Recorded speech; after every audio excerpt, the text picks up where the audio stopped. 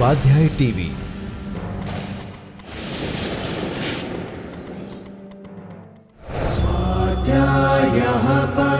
Doctor Baba Saheb Ambedkar open university.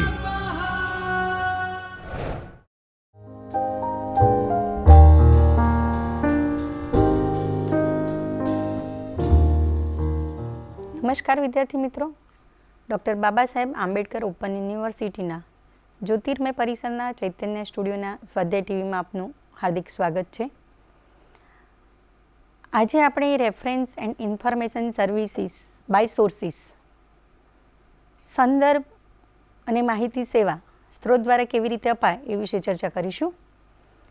આપણે doctor Baba Saheb Ambedkar open university દ્વારા ચાલતા બ્લિશ bachelor of library and information science અભ્યાસક્રમના પેપર 7 સંદર્ભ અને માહિતી સ્ત્રોતના 4 બ્લોકના દરેક યુનિટની વિગતે ચર્ચા કરી, જેમાં આપણે પ્રાથમિક, દ્વિતીય અને તૃતીય સ્ત્રોત, પ્રલેખીય અને બિનપ્રલેખીય સ્ત્રોત, તેના પ્રકાર, ત્વરિત સંદર્ભ સ્ત્રોતનું મૂલ્યાંકન એ વિશે વિગતે ચર્ચા કરી।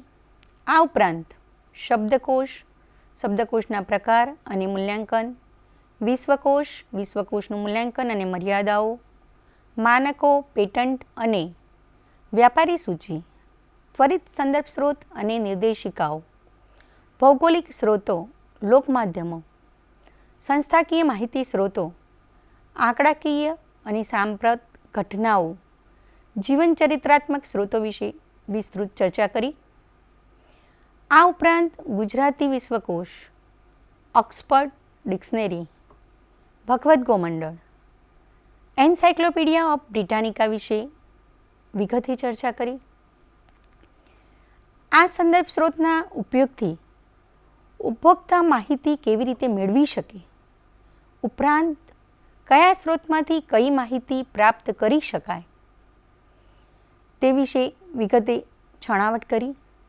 છેલ્લે આપણે અગાઉ ચર્ચા કરી તેમાં સંદર્ભમાં કઈ માહિતી કયા સંદર્ભમાંથી મેળવી શકાય તે જોઈએ, જેથી કરીને ઉપભોક્તાને સંદર્ભ સેવા ઝડપથી આપી શકાય। આ વિશે ચર્ચા કરીએ તો કયા સંદર્ભ ગ્રંથમાંથી કઈ માહિતી ક્યાંથી મેળવી શકાય તે વિશે આજે આપણે વિગતે ચર્ચા કરીશું। સામાન્ય સંજોગોમાં માહિતી ઇચ્છુકને તેની માહિતી સાથે સંબંધ હોય છે, એટલે કે પૂછનાર તૃપ્તિ અર્થે માત્ર કોઈ એક જ સંદર્ભ ગ્રંથ તેની આવશ્યકતા રહે છે, સિવાય કે તુલનાત્મક દ્રષ્ટિએ માહિતી મેળવવા તે અન્ય સંદર્ભ ગ્રંથનો પણ ઉપયોગ કરે। કઈ માહિતી કયા સંદર્ભ ગ્રંથમાંથી મેળવી શકાય તે જોઈએ તો આજે આપણે એ વિશે ઘણા બધા ઉદાહરણો જોઈશું। કોઈપણ ભાષાના શબ્દની જોડણી, અર્થ, ઉચ્ચાર, વ્યુત્પત્તિ વગેરે માટે જે ભાષાના પ્રમાણિત શબ્દકોશનો ઉપયોગ કરવામાં આવે છે, તેમજ એક જ ભાષાના શબ્દનો અર્થ બીજી ભાષામાં જાણવા માટે દ્વિભાષી શબ્દકોશનો ઉપયોગ કરવામાં આવે છે। ક્યારેક જે તે શબ્દકોશમાં જે તે પદની પરિભાષા પણ આપવામાં આવે છે। આમ શબ્દકોશની માહિતી જોઈએ તો અહિંસા શબ્દનો અર્થ જોઈએ તો સાર્થ ગુજરાતી જોડણી કોશ। અહિંસા શબ્દનો અર્થ સાર્થ ગુજરાતી જોડણી કોશની અંદર પાના નંબર 59 પર આપવામાં આવેલો છે। એ જ રીતે ગ્રંથાપણ શબ્દનો અર્થ જોઈએ તો એ આપણને ક્યાંથી મળી રહેશે તો એના માટે મોટો કોશ। વિષ્ણુ સહસ્ત્ર નામ એ વિશે આપણે જો માહિતી મેળવવી હોય તો તેના માટે ભગવદ્ ગોમંડળમાં વિષ્ણુ સહસ્ત્ર નામ પાના નંબર 8132 પર એની માહિતી આપવામાં આવેલી છે। એ જ રીતે બીજી માહિતી કઈ ક્યાંથી મળશે એ વિશે જોઈએ તો સંસ્કૃત શબ્દ પરિવેષ્ટનનો ગુજરાતી પર્યાય. કોઈ આપણને આવીને એવું પૂછે કે સંસ્કૃત શબ્દ પરિવેષ્ટનનો ગુજરાતી પર્યાય ક્યાંથી મળશે, તો સંસ્કૃત ગુજરાતી વિનીત કોશ એ એમાંથી મળી રહે છે. એ જ રીતે એન્સાઇક્લોપીડિયા.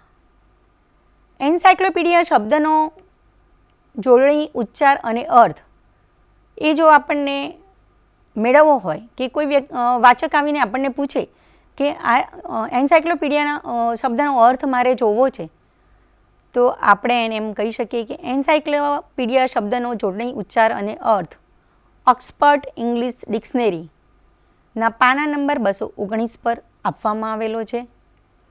જ્ઞાન વિશ્વના કોઈપણ ક્ષેત્રની માહિતી જેવી કે દેશ અને લોકો, પ્રાણીઓ અને વનસ્પતિ, ઇતિહાસ અને ભૂગોળ, કલા અને સાહિત્ય, મૃત વિશિષ્ટ વ્યક્તિઓ વગેરેની માહિતી માટે સામાન્ય વિશ્વકોશનો ઉપયોગ કરવામાં આવે છે. હવે ગુજરાતી ભાષામાં પણ ગુજરાતી વિશ્વકોશ ઉપલબ્ધ છે. તેનો પણ વિપુલ પ્રમાણમાં ઉપયોગ કરવામાં આવે છે. તે જ રીતે ઉત્ક્રાંતિ શબ્દનો અર્થ આપણે જોવો હોય તો ઉત્ક્રાંતિ શબ્દનો અર્થ આપણને ક્યાંથી મળે, કે આપણને પૂછે કે ઉત્ક્રાંતિ શબ્દનો અર્થ મારે જોવો છે, તો આપણે એને એવું કહી શકીએ કે એન્સાઇક્લોપીડિયા ઓફ બ્રિટાનિકા. એન્સાઇક્લોપીડિયા ઓફ બ્રિટાનિકાના પાના નંબર 855 પર એન્સાઇક્લોપીડિયાની અંદર ઉત્ક્રાંતિ શબ્દનો અર્થ આપવામાં આવેલો છે. દ્વિતીય વિશ્વયુદ્ધ વિશેની માહિતી તો એન્સાઇક્લોપીડિયા ઓફ અમેરિકા. ગ્રંથાલય વિજ્ઞાન અને સેવાને સ્પર્શતી કોઈપણ માહિતી માટે encyclopaedia of library and information સાયન્સનો ઉપયોગ કરવામાં આવે છે. તે જ રીતે કોઈ આપણને એમ પૂછે કે કોઈ પણ ધર્મ, તેના સ્થાપકો, સંપ્રદાયો વગેરે વિશેની માહિતી મારે જોઈએ છે, તો આ માહિતી એન્સાઇક્લોપીડિયા ઓફ રિલિજન એન્ડ ઇથિક્સમાંથી મળી રહે. તેવી જ રીતે સમાજશાસ્ત્રની કોઈપણ માહિતી માટે encyclopaedia of religion and ethics. ભારતનો રાષ્ટ્રધ્વજ, સમાજશાસ્ત્રની કોઈપણ માહિતી માટે ઇન્ડિયા એ રેફરન્સ એન્યુઅલ. ગુજરાતના સાર્વજનિક ગ્રંથાલયની સામાન્ય માહિતી જો આપણે જોઈતી હોય તો directory of libraries and information centres. કોઈ પણ સામાયિકનું નામ, સરનામું, સામાયિકતા, લવાજમ વગેરેની માહિતી માટે અલરીચ ઇન્ટરનેશનલ પિરિયોડિકલ્સ ડિરેક્ટરીનો ઉપયોગ કરવામાં આવે છે. કોઈ દેશની શૈક્ષણિક માહિતી, ગ્રંથાલયો, સંગ્રહાલયો, સંસ્થાઓ વગેરે માટે વર્લ્ડ ઓફ લર્નિંગ. ગુજરાત યુનિવર્સિટીના વર્ષ 2004ના કુલપતિનું નામ આપણે જોઈતું હોય તો યુનિવર્સિટી હેન્ડબુકના પાના નંબર 379 પર એ આપવામાં આવેલું છે. રમતગમત ક્ષેત્રના વિક્રમો, સૌથી મોટું ગ્રંથાલય, સૌથી નાનું પુસ્તક, વ્યક્તિ નોંધાયેલા વિક્રમો માટે new Guinness book of record. ભારતીય વિક્રમો માટે લિમ્કા બુક ઓફ રેકોર્ડનો ઉપયોગ કરવામાં આવે છે. અમદાવાદની વસ્તી અને વસ્તીની ગણતા માટે સેન્સસ ઓફ ઇન્ડિયા. વિશ્વની વસ્તીના છેલ્લા 10 વર્ષના આંકડા, એની માહિતી યુનાઇટેડ નેશન્સ સ્ટેટિસ્ટિકલ યરબુક. કોઈપણ રાજ્ય, પ્રદેશ, ખંડ, મહાસાગર, નદીઓ વગેરેની નકશામાં માહિતી માટે એટલાસનો ઉપયોગ કરવામાં આવે છે. પ્રવાસન માહિતી માટે જેવી કે ગિરિમથકો, વિહારધામો, જોવાલાયક સ્થળો વગેરે માટે ટ્રાવેલ ગાઈડબુકનો ઉપયોગ કરવામાં આવે છે. સમાજની વિશેષ વ્યક્તિઓ, જીવનચરિત્ર, એની માહિતી હુઝ હું માંથી મળી રહે છે. સમાજની વિશેષ વ્યક્તિઓનું, મૃત્યુ પામેલીની વ્યક્તિઓનું જીવનચરિત્ર હુઝ વોઝ હુમાંથી મળી રહે છે. ભારતની વિશેષ વ્યક્તિઓનું જીવનચરિત્ર ડિક્શનરી ઓફ નેશનલ બાયોગ્રાફીમાંથી મળી રહે છે. ભારતીય ભાષાઓના સાહિત્યકારોની જીવનચરિત્રાત્મક માહિતી માટે હુ ઓફ ઇન્ડિયન રાઇટર્સનો ઉપયોગ કરવામાં આવે છે.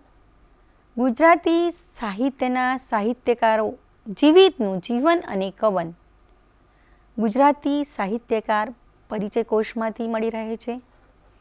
ભારતીય પ્રકાશકોના નામ અને સરનામા ઇન્ડિયન નેશનલ બિબ્લિયોગ્રાફીમાંથી પ્રાપ્ત થાય છે. ભારતીય લેખકો અને તેમની કૃતિઓ ઇન્ડિયન નેશનલ બિબ્લિયોગ્રાફીમાંથી મળી રહે છે. બ્રિટિશ પ્રકાશકોની માહિતી આ માહિતી બ્રિટિશ નેશનલ બિબ્લિયોગ્રાફીમાંથી પ્રાપ્ત થાય છે. ભારતીય ભાષાઓના સામાયિકોની વિગત પ્રેસ ઇન ઇન્ડિયામાંથી પ્રાપ્ત થાય છે. વિશ્વના જુદા જુદા દેશોની ભૌગોલિક માહિતી આ માહિતી આપણને કોલંબિયા લિપકોટ ગેઝેટિયર્સ ઓફ ધ વર્લ્ડમાંથી પ્રાપ્ત થાય છે. ભારતીય સ્થળોની માહિતી ગેઝેટિયર ઓફ ઇન્ડિયામાંથી મળી રહે છે. અંગ્રેજી ભાષાના પ્રકાશકો માટે ક્યુમ્યુલેટિવ બુક ઇન્ડેક્સનો ઉપયોગ કરવામાં આવે છે. ટૂંકાક્ષરીની વિગત માટે ડિક્શનરી ઓફ એબ્રિવિએશનનો જે તે સબ્જેક્ટની ડિક્શનરીના એબ્રિવિએશનનો ઉપયોગ કરવામાં આવે છે. સંદર્ભ ગ્રંથોની માહિતી માટે ગાઈડ ટુ રેફરન્સ બુક્સનો ઉપયોગ કરવામાં આવે છે. સારકરણ સામયિકની માહિતી માટે લાઇબ્રેરી એન્ડ ઇન્ફોર્મેશન સાયન્સ એબ્સ્ટ્રેક્ટનો ઉપયોગ થાય છે. આંતરરાષ્ટ્રીય પેટન્ટ ગ્રંથની માહિતી માટે international guide to official industrial પ્રોપર્ટીનો ઉપયોગ થાય છે. વિશિષ્ટ શબ્દકોશની માહિતી માટે Harrod's libraries glossary and reference બુક્સનો ઉપયોગ કરવામાં આવે છે. વિશ્વ બેંક દેશોની શિક્ષણ સ્વાસ્થ્ય પોષણ વગેરેની આંકડાકીય માહિતી સોશિયલ ઇન્ડિકેટર્સ ઓફ ડેવલપમેન્ટમાંથી મળી રહે છે. વિશ્વના સમાચારપત્રોમાં પ્રકાશિત થયેલા સમાચારનો સારાંશ કેસિંગ્સ રેકોર્ડ્સ ઓફ વર્લ્ડ ઇવેન્ટ્સમાંથી પ્રાપ્ત થાય છે. શિક્ષણ વિષયક શબ્દોના પર્યાયવાચી બૃહદ તથા લઘુ વિસ્તારના દર્શાવતો શબ્દકોશ માટેની માહિતી યુનેસ્કો IBE એજ્યુકેશનલ થિસોરસમાંથી મળી રહે છે. અબ્રાહમ લિંકન વિશેની વિસ્તૃત માહિતી જો આપણને જોઈતી હોય તો તે ડિક્શનરી ઓફ અમેરિકન બાયોગ્રાફીમાંથી પ્રાપ્ત થાય છે. ગુરુત્વાકર્ષણના નિયમની સમજૂતી તો મેગ્રો-હિલ એન્સાઇક્લોપીડિયા ઓફ સાયન્સ એન્ડ ટેકનોલોજીમાંથી મળી રહે છે. જયપુર શહેરમાં જોવાલાયક સ્થળો જો આ માહિતી આપણને જોઈતી હોય તો તે ઇન્ડિયા ડિટેક્શન્સ ઓફ ધ 2015 વર્ષ પ્રમાણે જે ઉપલબ્ધ છે એમાંથી મળી રહે છે અથવા ગાઈડબુકમાંથી મળી રહે છે.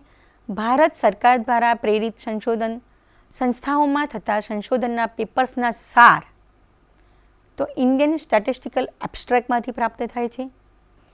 વ્યાપારી ઉદ્દેશથી પ્રકાશિત વ્યાપારી સૂચિની માહિતી બુક્સ ઇન પ્રિન્ટમાંથી મળી રહે છે. પ્રલેખો તૈયાર કરવાનું વલણ જેવું કે છાપકામ બાઇન્ડિંગ કાગળ વગેરે સંબંધિત માહિતી એ ઐતિહાસિક વાંગ્મય સૂચિઓમાંથી મળી રહે છે. રસાયણશાસ્ત્ર અને તેને સંબંધિત માહિતી જો આપણને જોઈતી હોય તો તે માટે કેમિકલ એબ્સ્ટ્રેક્ટનો ઉપયોગ કરવામાં આવે છે. ભૌગોલિક સંદર્ભ ગ્રંથોમાંથી મળતી માહિતી માટે વિશ્વકોશનો ઉપયોગ કરવામાં આવે છે. આમ જુદા જુદા ઉદાહરણો જોયા કે જે જુદા જુદા સંદર્ભ ગ્રંથમાંથી મળી રહે છે તે માહિતીની આપણે વિગતે ચર્ચા કરી. સંદર્ભ ગ્રંથપાલ સંદર્ભ સેવા કેવી રીતે આપી શકે, ઉપભોક્તાને માહિતી ક્યાંથી મળશે તેનો નિર્દેશ કરી શકે એ ગ્રંથાલયમાં નિર્દેશીકરણ સંદર્ભ સેવા અને રેફરન્સ સેવા પૂરી પાડી શકે તે માટે વિગતે ચર્ચા કરી. આ પેપરનો મુખ્ય ઉદ્દેશ એ છે કે મિત્રો આપણે બ્લીચ અભ્યાસક્રમનું પેપર 5ના તમામ એકમોની વિગતે ચર્ચા કરી.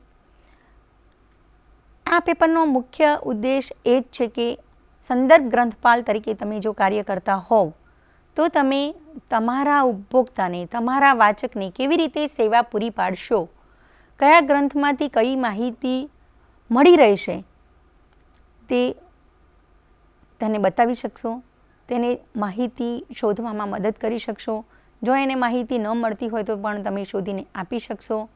આમ જો પેપર 5ની તમે વિગતે અભ્યાસ કર્યો હશે તો કઈ માહિતી ક્યાંથી મળશે અને એક સંદર્ભ ગ્રંથપાલ તરીકેનું કાર્ય તમારું સફળ થશે. મિત્રો, આજે આપણે બ્લિસ અભ્યાસક્રમનું પેપર 5ના તમામ યુનિટો અહીંયા પૂરા થાય છે. હવે પછી જ્યારે મળીશું ત્યારે એક નવા વિષય સાથે બ્લિસ અભ્યાસક્રમની આપણે શરૂઆત કરીશું. ફરી મળીશું. નમસ્કાર.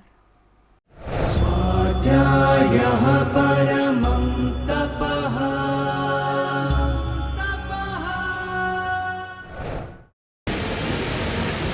સ્વાધ્યાય ટીવી